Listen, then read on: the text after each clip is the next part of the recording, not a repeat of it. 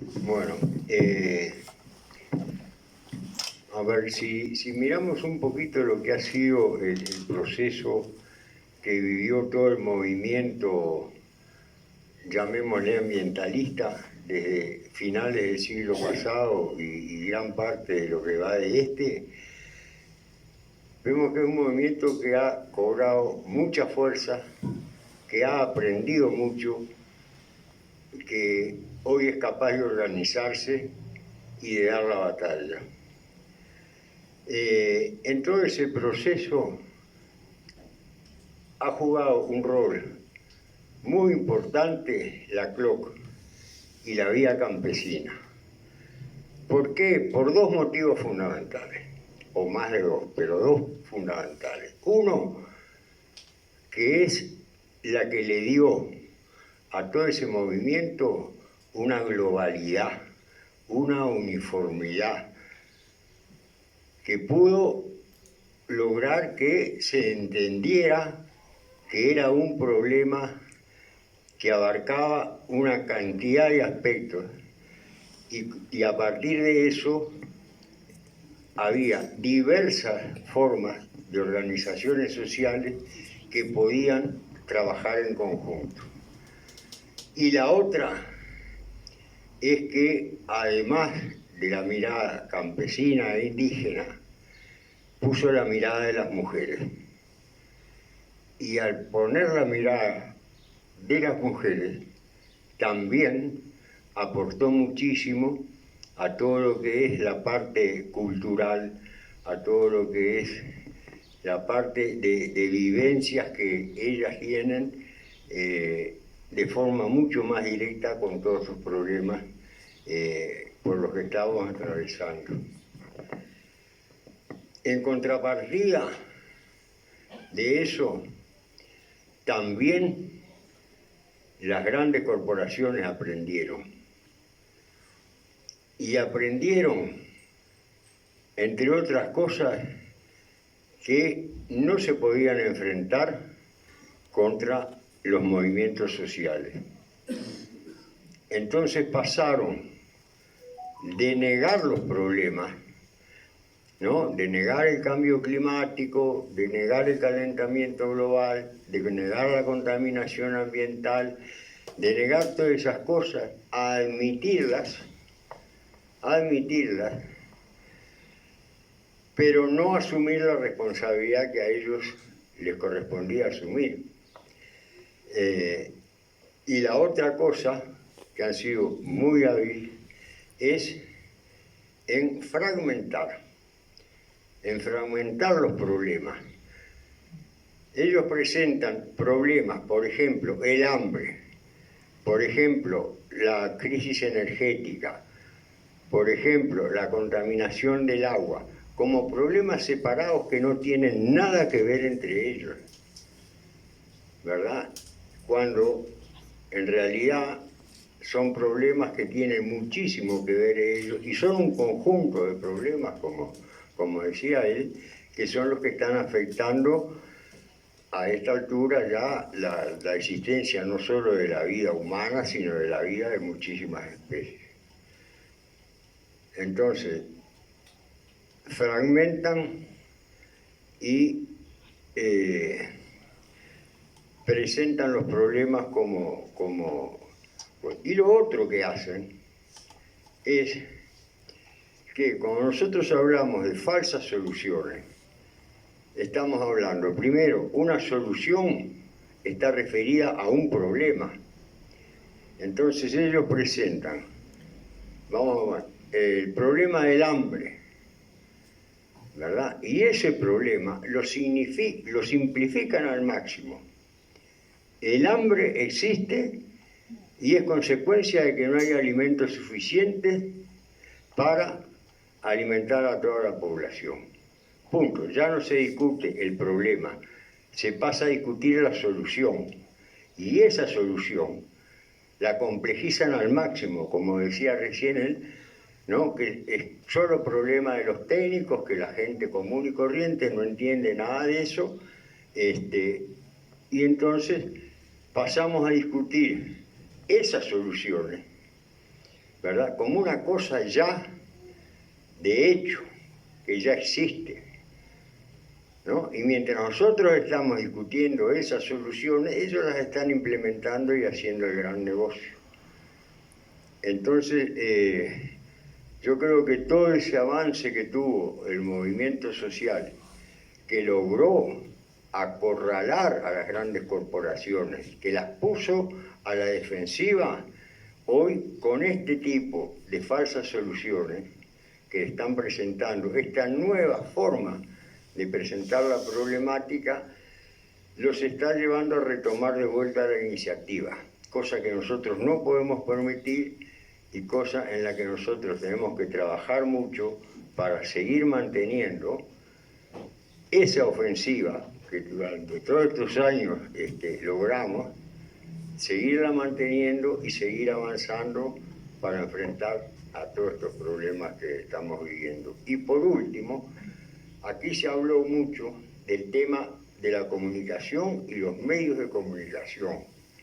Y nosotros tenemos que tener muy en cuenta que esos medios de comunicación son un actor más del sistema del agronegocio.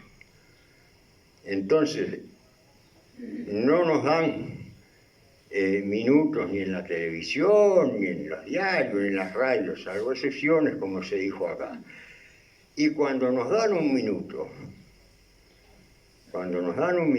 si yo tengo que ir a explicar que un veneno es veneno, no me alcanza, vamos a poner un ejemplo, con llevar un envase de endosulfán y decir, miren la etiqueta acá, tiene la calavera con los dos huesos atravesados así, y dice tóxico, grado, ta. Ya con mostrar eso bastaría, sin embargo tengo que estar 10 minutos o más tratando de explicar por qué el endosulfán es un veneno. Y aún así, mucha gente no lo va a entender. Entonces, tenemos que ser muy cuidadosos, tenemos que desarrollar también una estrategia comunicacional que cuando nos tengamos la oportunidad de acceder a esos medios, lo que digamos sea bien claro y no necesite tantas explicaciones. Y una de esas cosas, por ejemplo, es lo de los conceptos. Decir que lo que hacen ellos es agricultura, con el nombre que quieran, agricultura inteligente, agricultura sustentable, agricultura no sé qué, no lo podemos permitir, porque la Revolución Verde surgió de la negación de la agricultura. La agricultura es lo que se hizo durante miles de años, y la Revolución Verde surgió porque esa agricultura era atrasada, no era capaz de producir la cantidad de alimentos suficientes y utilizaba semillas que tampoco eran eficientes y que había que sustituirlas por semillas con nuevas tecnologías, con ingeniería genética y con todo lo que estuvo explicando Pablo hoy. Entonces, si surgió como negación de la agricultura, agricultura 4.0 no existe. Existe un modelo de producción industrial de alimentos 4.0, pero no es agricultura. Entonces no podemos aceptar que sigan llamándole agricultura a esos procesos. Por ahora es eso. Bien, muchas gracias Mauricio también por tu intervención. Es muy interesante esto que comentabas, como de empezar a poder definir, ¿no? ¿Quién define el problema? Ubicarnos ahí y decir, bueno, ¿quién define el problema? ¿Quién pone esta discusión y cómo la pone sobre la mesa? ¿Es esto lo que queremos ir a discutir o no? Entendemos que la discusión es otra, ¿no?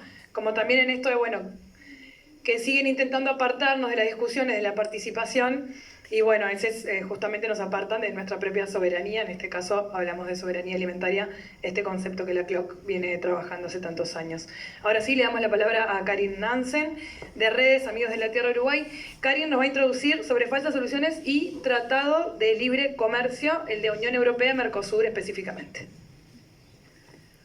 Bueno, yo voy a hablar de otra amenaza que tenemos y que tiene que ver con normas regulaciones que se van imponiendo a nivel internacional, que se llaman de liberalización comercial y de las inversiones, que básicamente tienen que ver con proteger los intereses de las grandes empresas transnacionales y negar la posibilidad a los pueblos de tener sus propias políticas, de tener sus propias estrategias, por ejemplo, de producción ecológica de alimentos. Entonces, estas normas que se imponen a través de tratados de libre comercio, que se les llama, son normas que claramente amenazan y atentan contra la soberanía alimentaria, pero también son normas que vienen a recrudecer, a exacerbar las crisis sistémicas de las que hemos estado hablando, ¿no es cierto?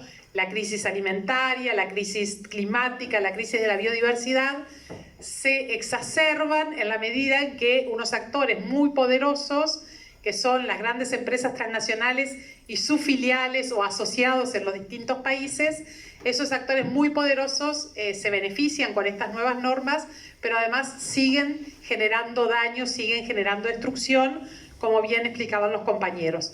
Y nos imponen nuevas concepciones de cómo gestionar los territorios, nos imponen no solo concepciones, sino también nos imponen nuevas normas que hacen que tengamos menos posibilidades de desarrollar nuestras propias políticas públicas soberanas.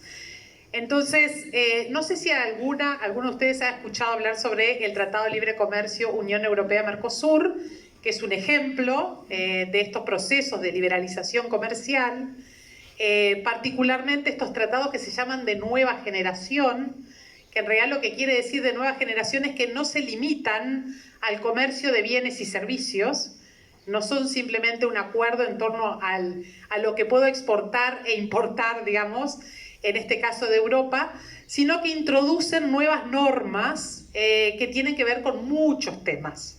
Entonces lo que decimos es que son normas que vienen a pautar, ¿no es cierto?, cómo organizamos nuestras sociedades, cómo organizamos nuestra producción y que tienen enormes implicancias. Hoy hablamos muchísimo de los impactos del agronegocio en nuestros territorios, en nuestras vidas, para nuestros derechos, y estos acuerdos, este tipo de acuerdos, en realidad vienen a exacerbar esas violaciones de derechos. Por eso pensamos que es tan importante ponerlos en discusión. Como muchas de ustedes saben, logramos, por ejemplo, derrotar el ALCA, que era el Área de Libre Comercio de las Américas, que era un proyecto de los Estados Unidos para todas las Américas, ¿no es cierto?, que tenía que ver con esto de hacer crecer los beneficios para el capital y reducir los derechos de los pueblos. Fue un proyecto que por suerte logramos derrotar, en el que la Vía Campesina y CLOC también jugaron un papel sumamente importante, igual que muchas organizaciones de todas las Américas, también las organizaciones sindicales, por la justicia ambiental, las organizaciones feministas, ¿no es cierto? Pero este tipo de proyecto no cayó del todo. De hecho, siempre está la amenaza de un posible tratado de libre comercio con Estados Unidos que de vez en cuando se reflota en nuestro país, pero concretamente, además, desde el año 99 se está negociando un acuerdo con la Unión Europea. Entonces, ¿cuáles son los elementos que pensamos que es importante poner en discusión? Este acuerdo, como decía, no es solamente un acuerdo sobre aranceles, ¿no es cierto?, para ver qué es lo que vamos a poder exportar más, qué es lo que vamos a importar, etcétera, sino que es un acuerdo que incluye, por ejemplo, un capítulo sobre contratación pública o lo que es lo mismo que las compras del Estado, ¿no? Sabemos, sobre todo quienes viven en el medio rural, saben y trabajan y producen en el medio rural, saben muy bien la importancia que tienen las compras públicas, por ejemplo, para generar mercados que les sirvan a la producción familiar, por ejemplo, ¿no?, o a las mujeres. Si yo tengo un Estado que consume muchísimo, que es la realidad, entonces en la medida que yo pueda estar abasteciendo a ese Estado, ¿no es cierto?, con precios justos, es una posibilidad que más, ¿no es cierto?, que tiene la producción familiar de dónde ubicar sus alimentos. Pero, y esto no se usa solamente, digamos, para la producción agropecuaria, sino que este tipo de instrumentos se usa mucho, por ejemplo, para las cooperativas, para las micro y medianas empresas, porque lo que se trata es de que el Estado favorezca el desarrollo de determinadas industrias, de determinadas formas de producción, de determinadas formas de organizar la producción, que contribuyen positivamente al desarrollo del país, que contribuyen a mayores niveles de equidad, que contribuyen a la realización de derechos, que no atentan contra la justicia ambiental, etc. Entonces, es un instrumento sumamente importante, pero ¿qué es lo que quieren las grandes empresas transnacionales, en este caso las europeas? Poder competir en igualdad de condiciones con las empresas o con las micro, medianas empresas a nivel nacional, ¿no? En nuestro país, o sea, poder venir a competir por las compras públicas. Y entonces lo que se impone es la lógica, bueno, lo único que cuenta, lo único que puede contar son los criterios de precio, ¿no es cierto? En general es esa pelea que hoy de hecho existe, ¿no? Hoy en torno al tema de las licitaciones públicas. ¿Las licitaciones públicas tienen otras consideraciones o solamente importa el tema del precio? Decimos que debería tener en cuenta otras consideraciones.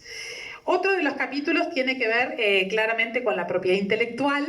Y ahí, bueno, como hoy se mencionaba, lo mencionaba Mauricio, ¿no? Cómo está siempre esta amenaza de que perdamos control sobre las semillas y que se pase a ilegalizar o a perseguir, ¿no es cierto?, el derecho a cultivar nuestras propias semillas, a reproducirlas, multiplicarlas, intercambiarlas.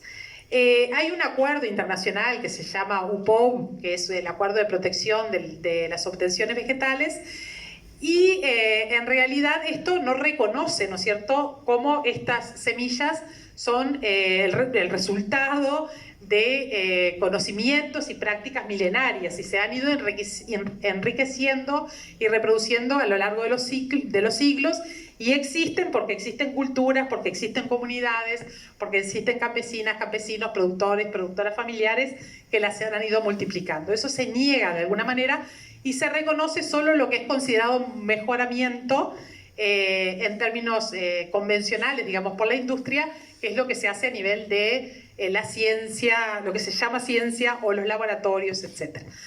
En nuestro caso, en nuestro país todavía está permitido el derecho, digamos, a reproducir para uso propio, porque eso se llama UPOV 78. En principio, el acuerdo con la Unión Europea-Mercosur, en principio, dice que digamos que es una o la otra. Puede ser UPOV 78 o UPOV 91, pero lo que y UPOV 91 ya no permite la reproducción para el uso propio. Y lo que sabemos, por lo que ha pasado en otros países, es que hay una enorme presión constante de la Unión Europea para avanzar más y más en ese proceso de negar el derecho, ¿no es cierto?, a reproducir semillas, incluso para uso propio. Además, bueno, se alienta a los países a sumarse a un tratado internacional de cooperación en materia de patentes, o sea que hay una clara y firme intención de fortalecer los sistemas de propiedad intelectual. Otro capítulo habla de la transparencia y suena muy lindo, como todo lo que decíamos antes, ¿no? Muchas de estas propuestas dice uno, bueno, claro, está buenísimo, ¿no?, la transparencia, pero en realidad tiene que ver con abrir el espacio para que las empresas transnacionales puedan opinar cada vez que se está planeando promulgar una ley o cada vez que se está planeando o se está diseñando una nueva política pública, que las empresas puedan entonces dar su parecer, participar activamente, ¿no es cierto?, en discutir esa legislación o esa política pública. Y como hoy se mencionaba en la mañana, eso es algo que está afectando mucho la toma de decisiones democráticas, porque lo que vemos es que hay mucho, lo que se llaman lobbies, hay mucho poder de parte de las empresas para decir, no, esto no me gusta, quiero que me cambien la ley forestal porque no me gusta, entonces el presidente veta una ley y saca un nuevo decreto, o quiero que las fumigaciones no queden registradas, entonces pasamos, ¿no?, al registro voluntario, o no quiero que se regule la adición génica. Entonces, las empresas ya de por sí tienen enorme poder, pero estos acuerdos vienen a incrementar ese poder con este tipo de capítulos como la transparencia. Por último, para no seguir ampliando sobre otro elemento fundamental es el tema de las empresas del Estado y los servicios públicos, ¿no? Si bien el acuerdo Unión Europea-Mercosur dice que no va a afectar a los servicios públicos, que todas sabemos lo importante que son los servicios públicos, quedó clarísimo en la pandemia, ¿no es cierto? Y también las empresas del Estado, ¿no? Por ejemplo, Antel como empresa del Estado es fundamental para el desarrollo de nuestro país. Y lo que plantean este acuerdo en particular es que las empresas del Estado tienen que ser manejadas y gestionadas con un carácter puramente comercial. O sea, la lógica del comercio, de nuevo, ¿no? La lógica comercial por encima de todas las demás lógicas, la lógica de que compro y vendo en el mercado, entonces no son derechos, sino que son unos bienes económicos a los que accedo si tengo dinero, etc. Entonces, esa lógica de que solo se prioriza, ¿no es cierto?, una gestión comercial de dichas empresas. Y si bien dice que no va a afectar los servicios públicos, hace referencia solo a aquellos servicios públicos que no se estén prestando en régimen de competencia con privados.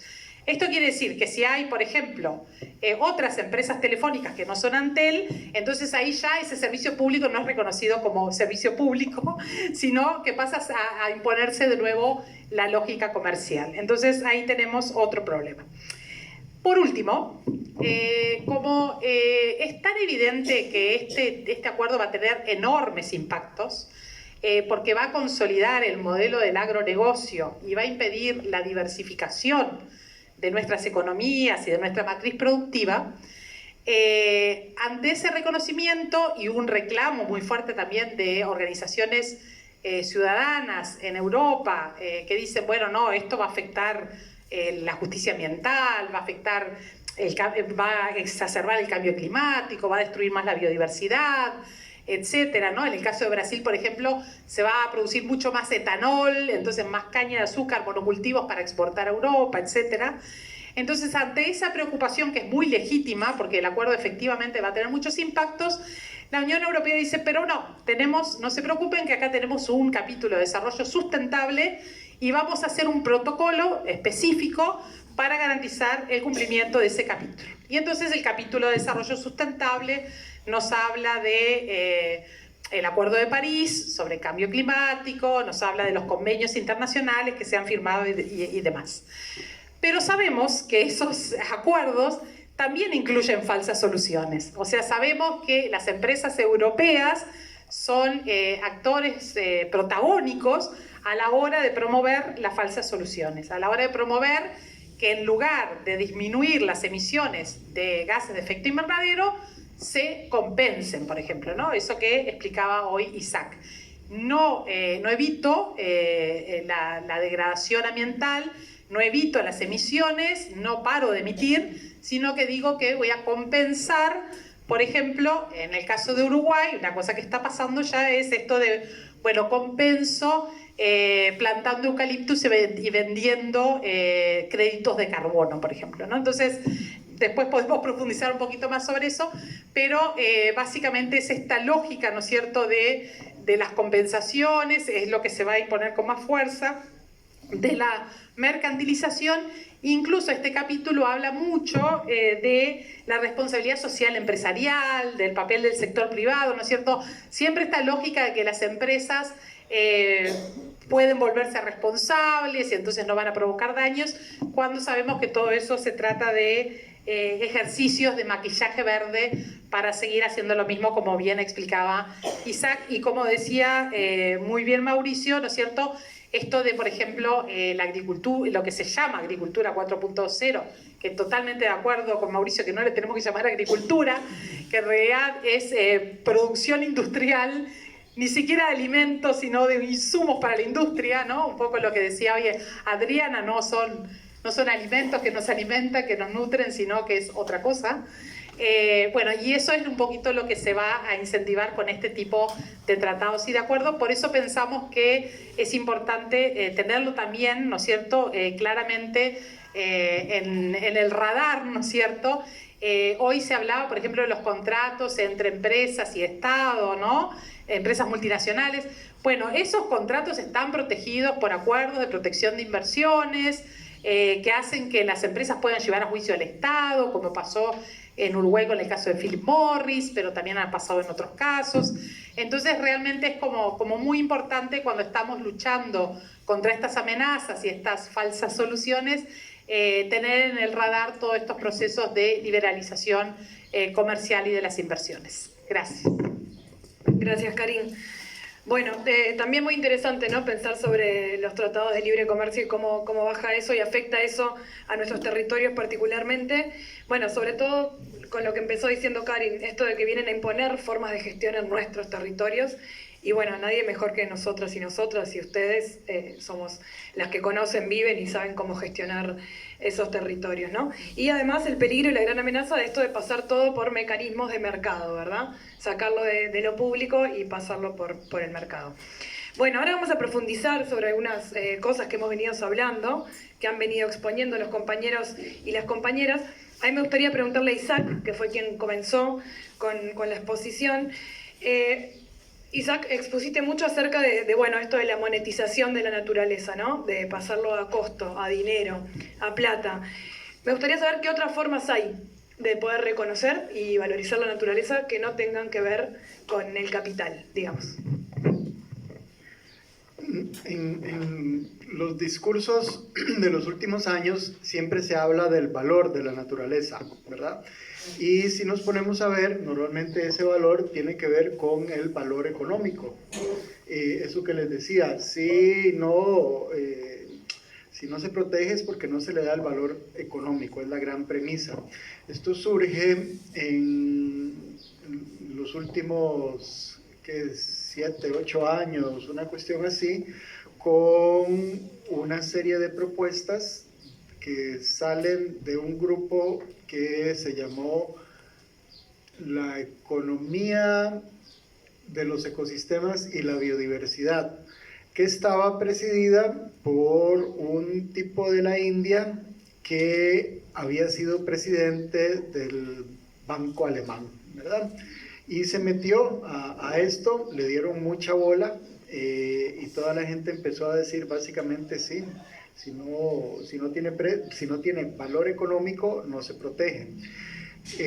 No se le dijo precio, ¿verdad? Porque se supone en teorías económicas que el valor económico no es lo mismo que precio, y hay toda una discusión para quien le gusta la economía, ¿verdad?, leer sobre eso, pero en términos prácticos es básicamente la misma cosa.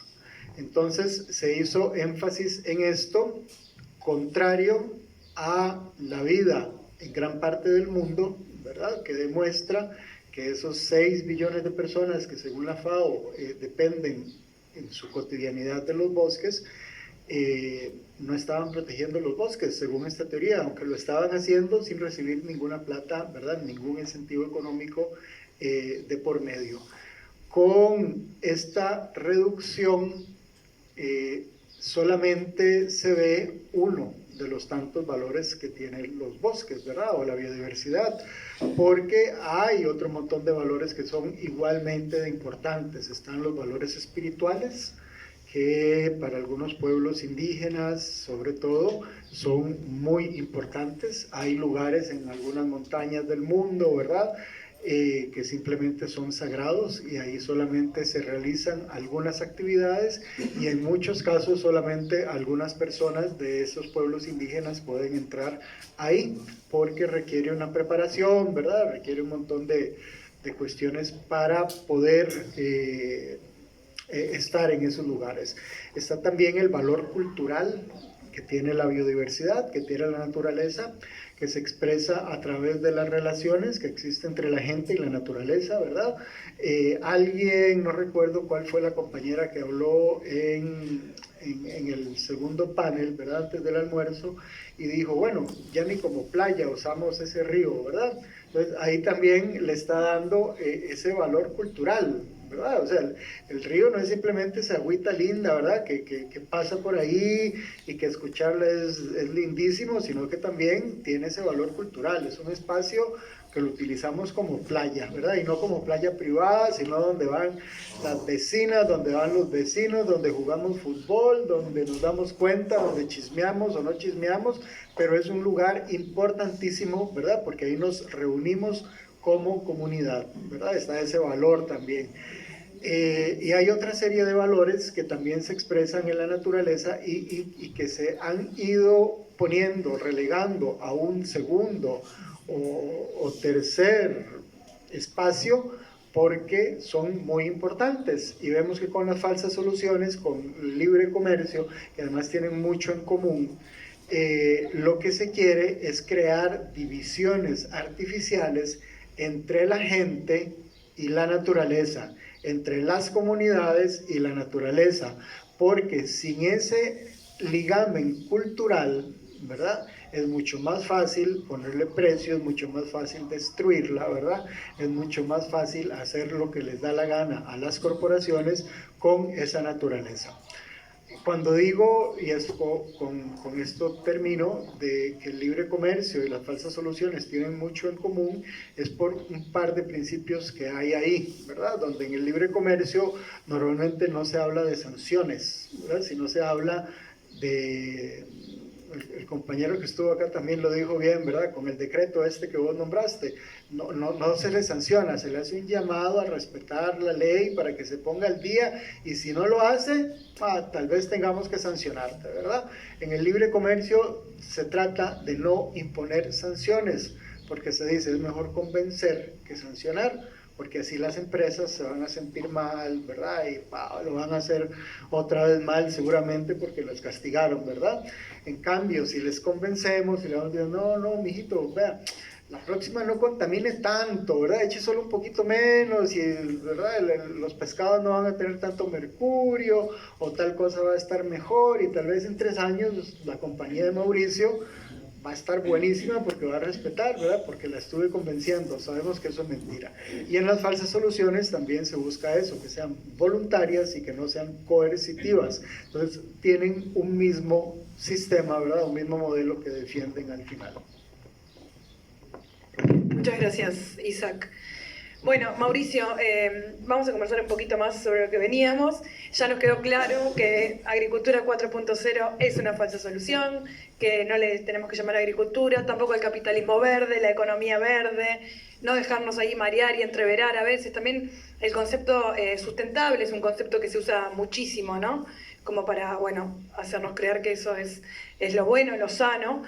Y bueno, y queríamos profundizar un poco más sobre esto, ¿no? Esto que hablábamos recién y que era muy interesante de definir quién define el problema, quién define la solución, bueno, cómo hacer para estar atentos y atentas de alguna manera y poder entender en qué discusiones hay que entrar, cuáles son los debates que hay que dar y cuáles no, y cómo hacemos nosotros también para poner sobre la mesa algunas definiciones, que es lo que entendemos que es importante debatir, ¿no? Bueno, yo creo que es fundamental determinar quién discute y qué se discute. Si nosotros miramos, todas las soluciones son tecnológicas, nuevas tecnologías. Por lo tanto, si se trata de soluciones tecnológicas, es una discusión que se tiene que dar entre académicos, entre desarrolladores de las distintas tecnologías, y como decía hoy la compañera de la CLOC, la sociedad civil queda invisibilizada, totalmente pasiva, no tenemos nada que decir porque son cosas que no entendemos. Eso lo entienden los tecnócratas, eso lo entienden los académicos, los científicos, entre comillas. Por eso es una de las causas que es muy importante determinar quién discute. Y lo otro, ¿qué se discute? ¿Se discute las soluciones o se discute el problema? Porque si no discutimos el problema, nunca vamos a poder encontrar una solución a algo que no conocemos. El problema del hambre, que yo había puesto hoy como ejemplo, es bien demostrativo. Para empezar, cuando hablamos del agronegocio, ¿verdad? El agronegocio es un sistema de producción de alimentos. Y ese sistema de producción de alimentos hoy es la fuente de negocios más grande del mundo, por encima de la energía, de la farmacéutica, de todos los otros grandes negocios de las corporaciones. Hoy la producción de alimentos, todo el sistema alimentario es la mayor fuente de negocios que hay en el planeta. Así que ustedes vean si será importante. Y dentro de eso, todas las justificaciones para desarrollar esas tecnologías, ya las dije hoy, es que hay hambre, ¿verdad? Ahora, si nosotros discutimos el problema que se intenta solucionar, vamos a discutir lo que él decía hoy, las causas que provocan eso. ¿Por qué hay hambre? ¿Es porque los campesinos y agricultores no son capaces de producir suficiente alimento?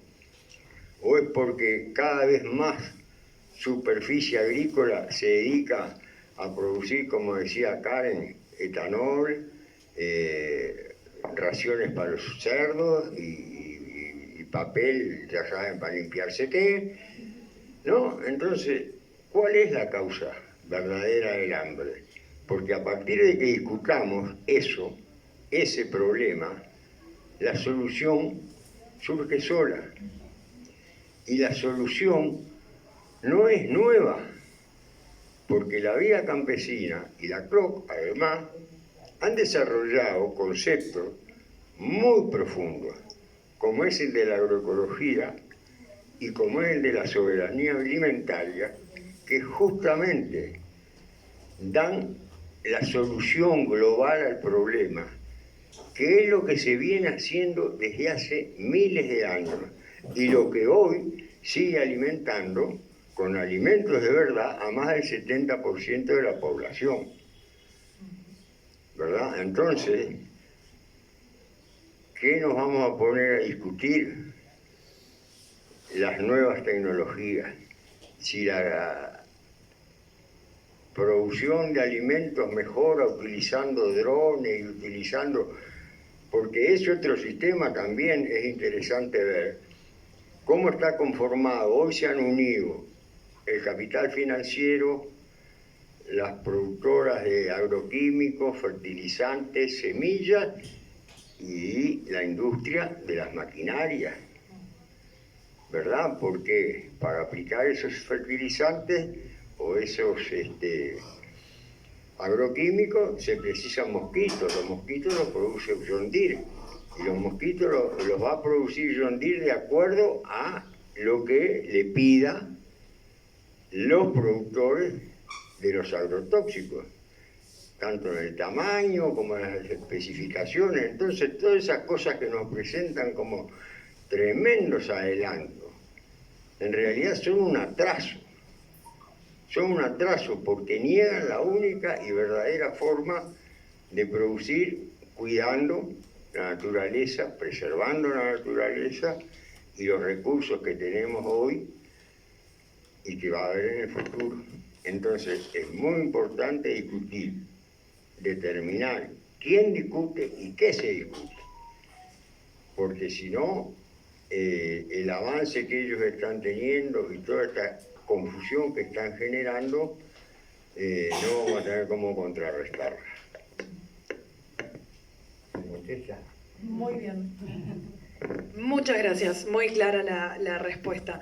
Bueno, nada, y sobre todo esta reflexión ahí ese número que a mí siempre me impacta mucho, aunque ya lo hemos dicho muchas veces, que el 70% de las personas en el mundo en realidad reciben alimentos de pequeños productores y productoras, agricultura familiar, recolección, pescadores, huertas urbanas. Entonces, bueno, eso nos da la pauta de que efectivamente el agronegocio no alimenta, ¿no? Sino que más bien acumula para su propio beneficio. Bueno, Karin, queríamos preguntarte a vos particularmente ejemplos de proyectos que existan en Uruguay que sean considerados falsas soluciones. Bueno, respecto a las falsas soluciones, bueno, acá ya se mencionó esto de la propuesta de la economía verde, que lo planteó Isaac, que eso es algo que tiene bastante fuerza hoy en nuestro país, que básicamente es mercantilizar la naturaleza, ponerle precio, venderla en el mercado, etc. Y bueno, y eso tiene muchísimas implicancias, como vimos, pero hay todo, digamos, una línea bastante importante de desarrollo de la economía verde. Tenemos muchos ejemplos de esto que se llama responsabilidad social empresarial. Entonces tenemos empresas como por ejemplo UPM, que contamina, ¿no es cierto?, la cañada afluente del arroyo Santana, que miente, ¿no?, porque una y otra vez dice que no está contaminando, que no está largando sus desechos en esa cañada. Lo reitera, niega lo que plantean los vecinos tienen que hacer un trabajo increíble para demostrar que es verdad lo que están diciendo, logran demostrarlo, la empresa no es sancionada como se decía antes, pero se vende esta imagen de una empresa que es responsable socialmente porque contribuye a tal o cual escuela, ¿no es cierto?, o las empresas, ¿no?, muchas veces eso, ¿no?, hacen aportes a las escuelas o al club de fútbol de la localidad. O sea, se muestran como buenos actores que en lugar de pagar impuestos, porque muchas veces se rehúsan a pagar impuestos y evaden impuestos y eluden impuestos, lo que hacen es dedicar unas pocas monedas, ¿no es cierto?, a presentar y vender su imagen de verde, su imagen de socialmente responsable y demás. Entonces, ese es un gran problema que pasa también en nuestro país, como en todos los países del mundo. Pero un ejemplo concreto de una serie de proyectos que quiero mencionar, porque hoy estuvimos hablando mucho de los impactos de la forestación, de los monocultivos forestales, ¿no?, de los grandes monocultivos, de las grandes plantaciones de árboles. Y acá existe una empresa que se llama Carbosur, que lo que ofrece es oportunidades de negocio para la obtención de certificados de absorción de carbono y su venta a otras empresas que quieren compensar sus emisiones. Un bono representa 1 tonelada de CO2 absorbida de la atmósfera. Entonces, lo que hace esta empresa es invertir en proyectos de plantaciones forestales, de monocultivos, supuestamente porque esos monocultivos van a estar absorbiendo carbono y después entonces pueden vender certificados de carbono a empresas que emiten, que tienen muchas emisiones y que quieren, lo que hablábamos antes, compensar sus emisiones, aunque sabemos que no se compensan. Esta empresa opera en el mercado que se llama voluntario no regulado de emisiones, y tiene varios proyectos en el noreste y en el sureste del país, y lo que plantea la empresa es que lo que hacen esos proyectos es convertir pastizales degradados con una larga historia de pastoreo de ganado en plantaciones forestales con múltiples beneficios: restaurar los suelos, aumentar la retención del agua, transferencia de micronutrientes y prevención de la erosión. Todos estos maravillosos beneficios que ofrecerían estas plantaciones hoy fueron todos, se comprobó, ¿no es cierto?, que en realidad no es verdad, que no es así. Porque esto es lo que viene denunciando y percibiendo la gente, las comunidades en todo el territorio del país. Pero además, más y más la academia, y particularmente muchas investigadores de Facultad de Ciencias, están demostrando de que en realidad tienen muchísimos problemas las plantaciones forestales, claramente en el tema del agua, ¿no?, como se mencionaba hoy, muchos impactos, tanto en la calidad como en la cantidad de agua, pero también en la destrucción de la biodiversidad, y justamente como la sustitución de pastizales tiene implicancias en términos de pérdida de biodiversidad, pero también en el ciclo del carbono. Entonces, yo ahora no voy a profundizar en eso, pero es interesante cómo han salido investigaciones que se han difundido bastante en la diaria de Facultad de Ciencias respecto al papel de los pastizales en el ciclo de carbono y por qué las plantaciones no ofrecen no tienen un mayor papel en el ciclo del carbono que los pastizales naturales. Acá muchas veces se está obviando, negando que somos parte de un bioma pampa, que tiene unas determinadas características que son importantes, como decíamos, tanto en términos de agua como de biodiversidad, incluso en términos climáticos, digamos, ¿no? Entonces, este tipo de proyectos está funcionando, se está promoviendo como una forma de hacer negocio, que hoy también se mencionaba mucho, ¿no? Como estas falsas soluciones en realidad se ven como oportunidades de negocio, ¿no? Hay crisis climática, bueno, entonces vamos a hacer un negocio vendiendo créditos de carbono, porque supuestamente esta plantación, además de todo, captura carbono, y entonces puedo vender esos créditos y entonces otra empresa puede seguir contaminando, porque total va a compensar sus emisiones con estos créditos de carbono que yo le voy a vender. Entonces, claro, tienes una lógica muy perversa, pero incrementa, ¿no es cierto?, la capacidad de negocios, como se decía hoy, de las empresas, como explicaba muy bien Isaac, y esto, bueno, está pasando actualmente en nuestro país, y también, de nuevo, ¿no?, estar alertas, porque después de todos los impactos que vimos que tiene la forestación, ahora hay una razón más para expandirse, digamos, no solo las plantas de celulosa, sino que también esto de los mercados y los créditos de carbono. Gracias, Karin. Siempre es bueno ponerle nombre a los proyectos o caras, ¿no? Poder saber de qué estamos hablando. Bueno, la idea es que en los 20 minutos que nos quedan, porque ya son las 4:10 más o menos, podamos conversar, ustedes puedan hacer llegar consultas, preguntas, como veníamos haciendo, algún análisis, reflexión. ¿Alguien se anima a romper el hielo?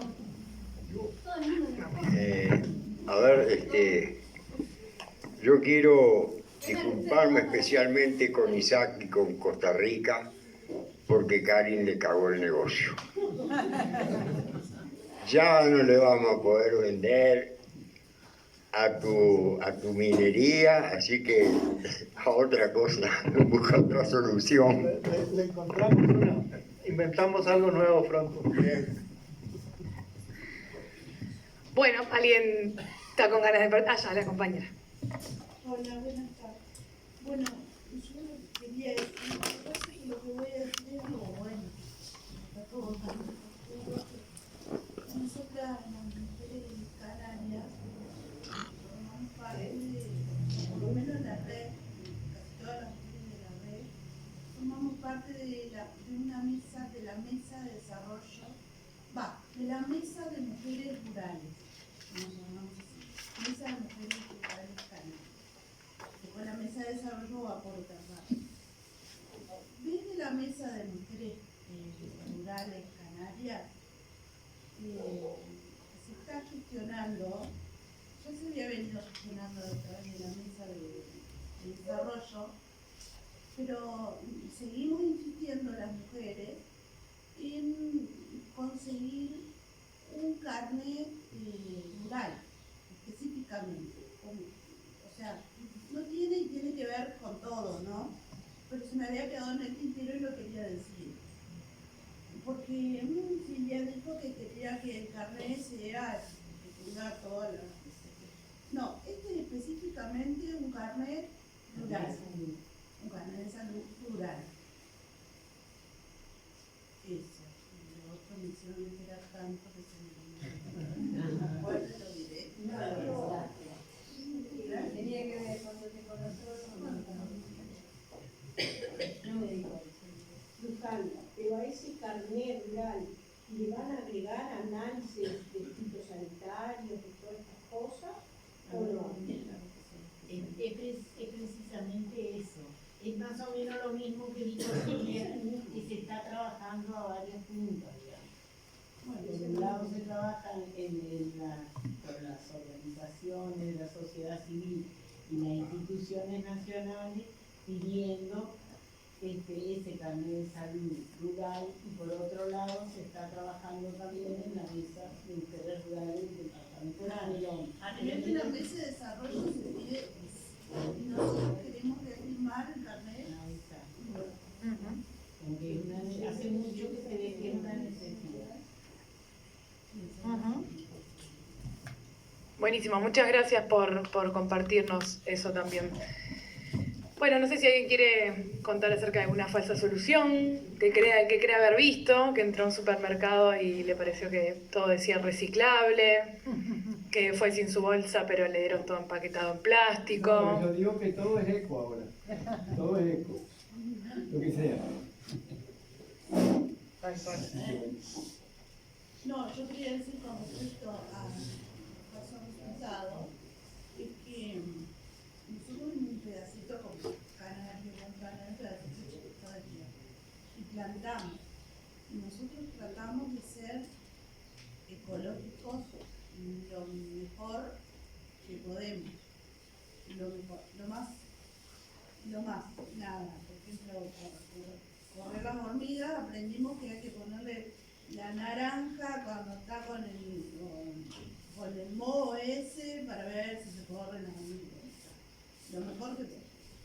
Entonces plantamos zapallos ecológicos, ¿no? Y fue el año pasado. Y tuvimos una superproducción. Para los chiquitos, 2 hectáreas que tenemos, nos dieron 15.000 kilos de zapallo relleno. Y había en ese momento, o casualidad, exceso de oferta.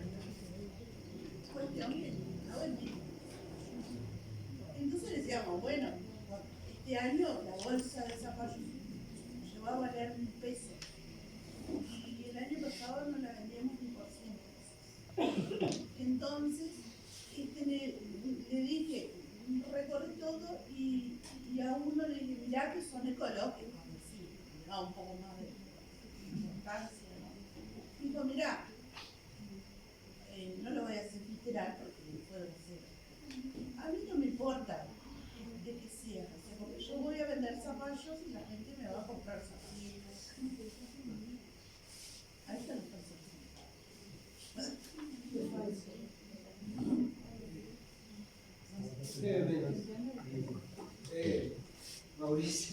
Mauricio hoy cuando habló del montón de decretos y leyes que tenemos, dio en el clavo realmente, porque nosotros acá en Paysandú tenemos un decreto también que es el etiquetado de los alimentos que contienen transgénicos.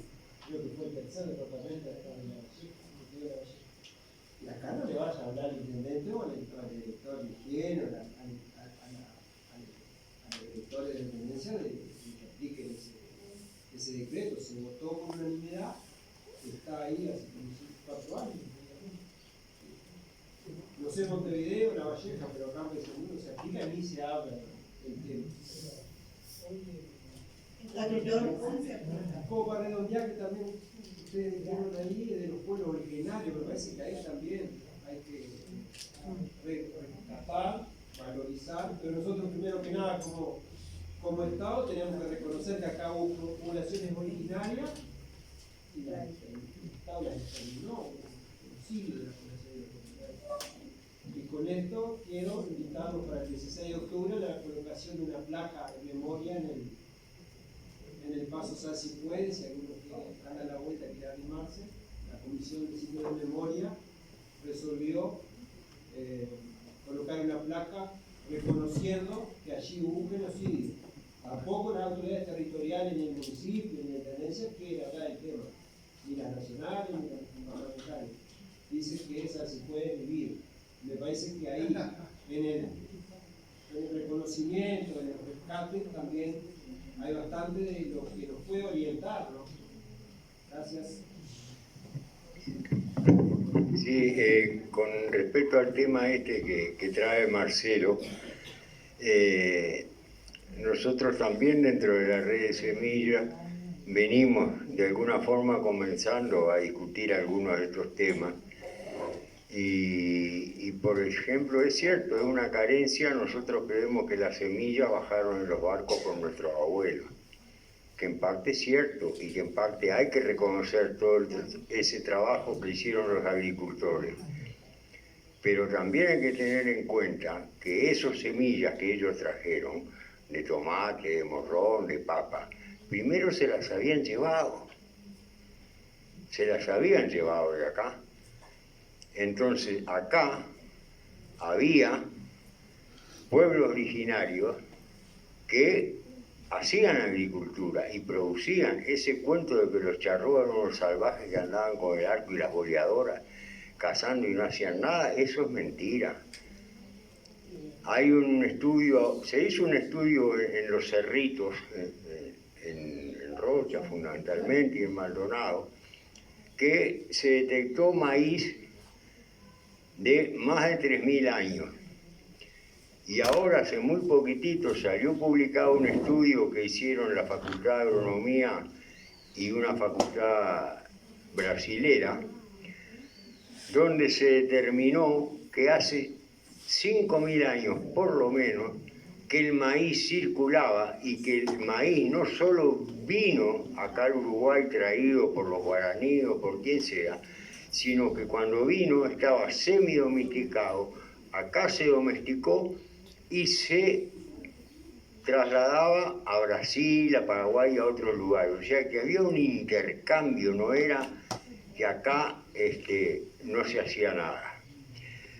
Y bueno, y por suerte pudimos invitar a alguna gente del movimiento de reivindicación de los pueblos originarios que van a ir a hablar de estas cosas sobre la semilla en el encuentro de la región sur. Y además sobre la semilla, cuando hablamos de agroecología y hablamos de soberanía alimentaria, la semilla es lo básico. Sin semilla criolla no hay soberanía alimentaria. Por eso, en la última reunión sobre producción de semillas verdes a nivel mundial, entre otras cosas, se dijo que las semillas criollas había que dejarlas de utilizar. ¿Por qué? Porque esas semillas estaban adaptadas al ambiente y al ecosistema y por lo tanto eran resistentes a las plagas, a las enfermedades y a los insectos. Y al ser resistentes a todos esos patógenos, eran hospederos de ellas y hacían que esos patógenos siguieran viviendo y que las nuevas semillas que no estaban adaptadas a los ecosistemas no pudieran sobrevivir.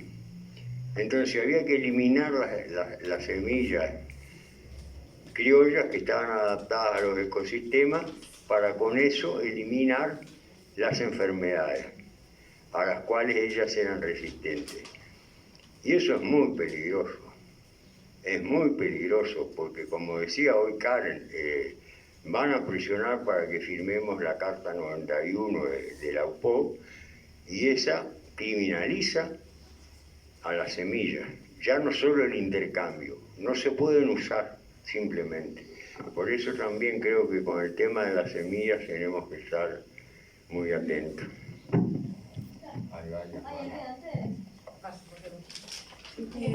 No, yo nomás quería decir que hay una lucha ahora en nuestro país por la aprobación del convenio 169 de la OIT, que están llevando adelante las organizaciones indígenas y el movimiento indígena en Uruguay, y que es importante también estar al tanto y apoyarles, y es importante unir fuerzas, digamos, para que de una vez por todas se apruebe ese convenio 169 y no se siga negando a los pueblos indígenas en nuestro país, ¿no?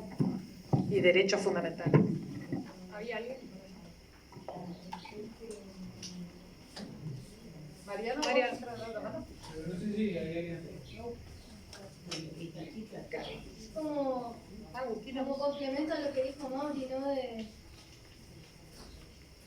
esto, que esto como sustitución de las semillas criollas, digamos, se da como de maneras mucho menos violentas que las que pensamos que pueden pasar y que pasan en otros territorios, capaz, ¿no?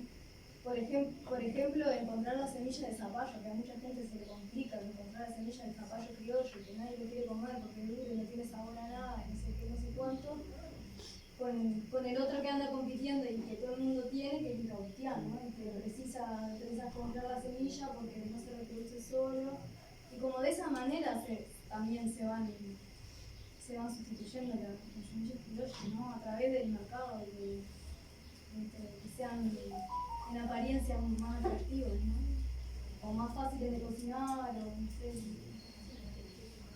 Sabía que ahora hay sin semilla y antes guardábamos las semillas de sandía y mandábamos la de melones, pero todos teníamos la huertita y ahora buscamos las sandías sin semilla y de diferentes colores y tamaños y también se hacen violas las semillas. Las compañeras de Rivera tienen semillas de sandía y producen sandía, reproducen semillas y hacen un excelente, Claudia y otras compañeras con la sandía, plantan muchas recetas. La del mercado, la que venden en Devoto, la que venden en tienda inglesa y la que quieren para no tener trabajo sacarle la semilla. Entonces, eso también son falsas soluciones.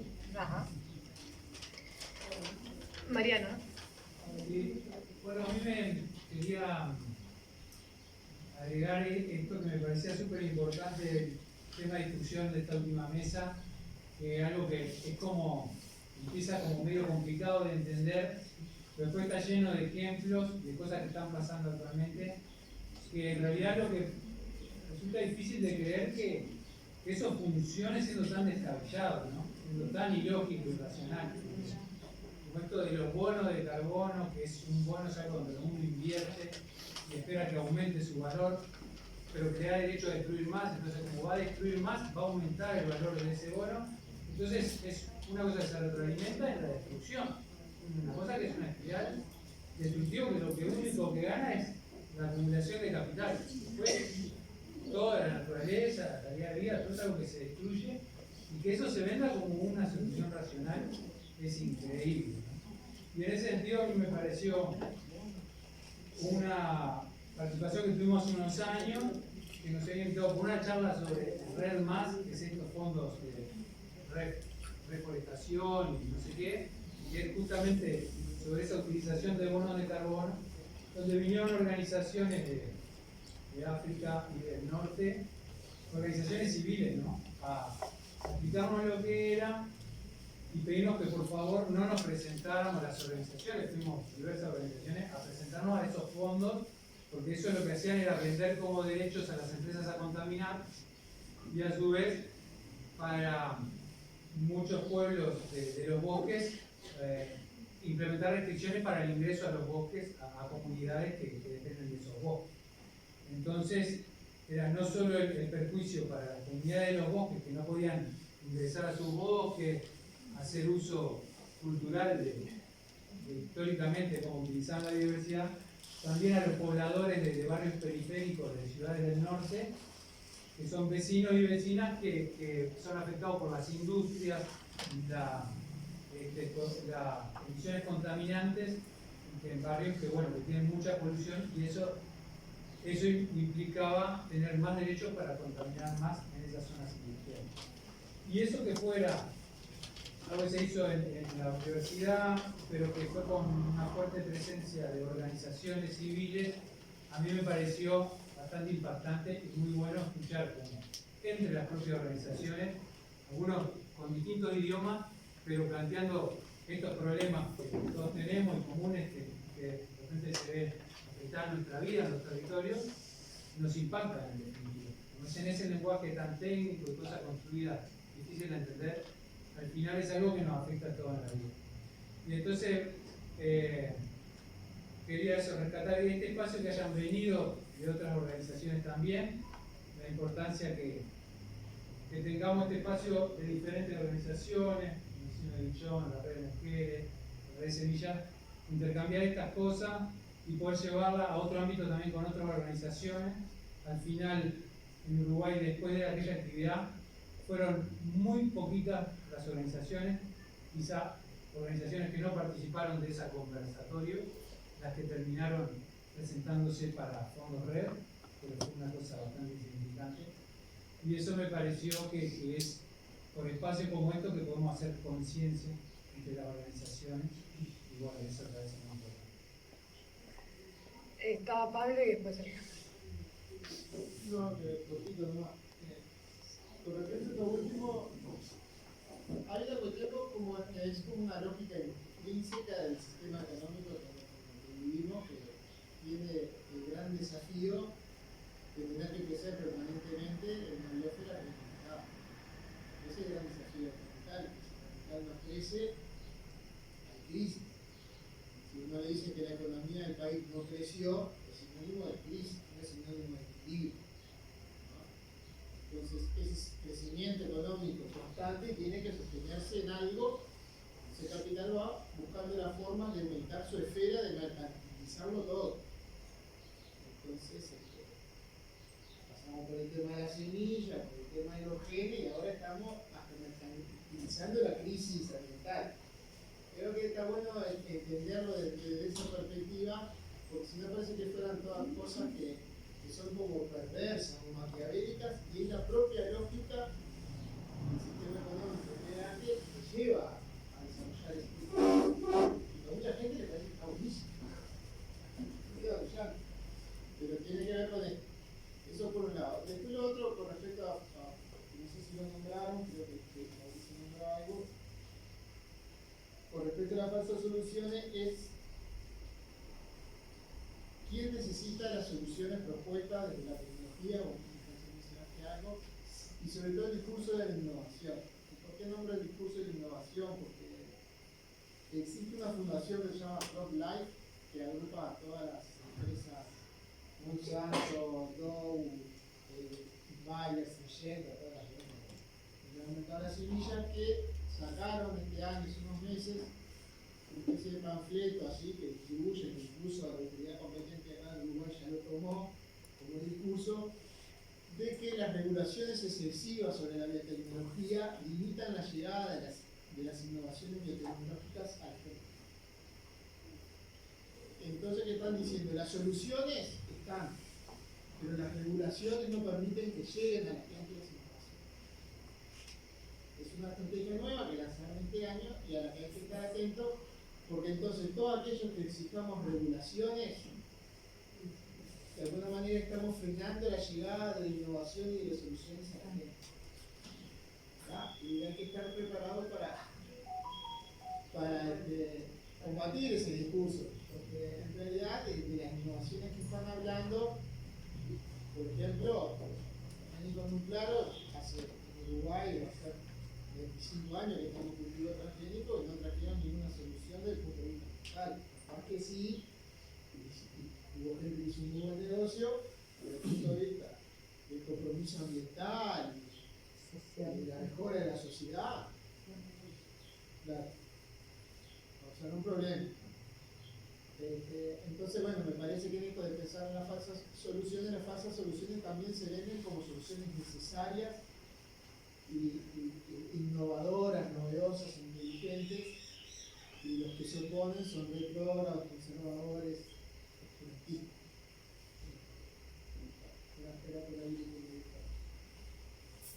Gracias. Alejandro.